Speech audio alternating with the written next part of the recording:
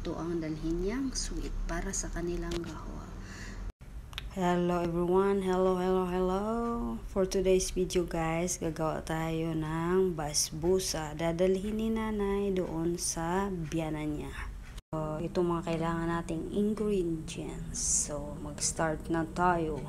Ayan, maglalagay tayo ng 1 cup sugar, cup coconut powder, ayan guys, cup milk powder, ayan, smid, ayan, or silimulina, ayan, spoon baking powder, vanilla, ayan guys, or gesta, ayan guys, ayan, 2, ayan, 4 na itlog, and 4, ayan guys, 4 egg, cup oil na din, ayan guys.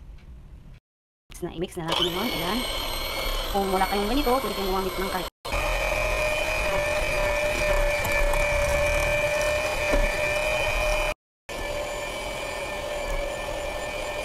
Ayan guys, done na. Pwede na to. O, diba? So, ito na yung ating siniya. Ito na magluto.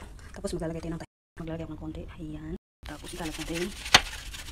Pwede naman ilagay nyo dito yung, yung oil. Kung ayaw nyo na, kahina. Pero mas maganda yung kahina ilagay kaysa mantika. Nasa sa inyo decision. Okay. Ayan na guys. Ilagay na natin. Iyugyug natin. Iyugyug.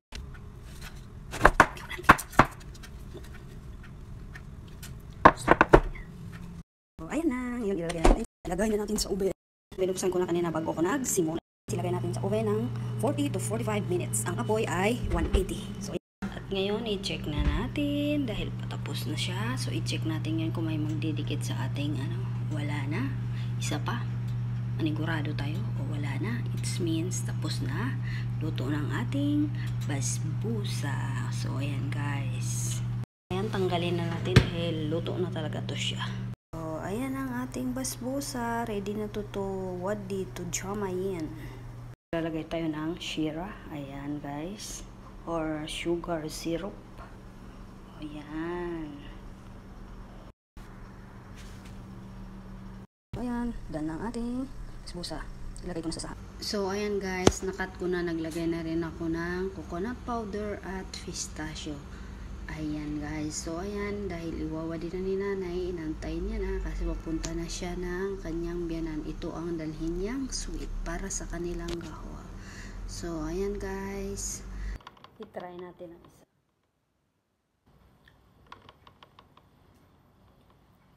So, masarap? Oh, masarap daw. So, ayan guys, masarap daw sa binilin. Yung nagluluto naman ng kumakain. Siyempre, bago wadi, tikman muna natin. Thanks for watching. See you sa mga next kong video. Sana may natutunan kayo kahit papaano. So,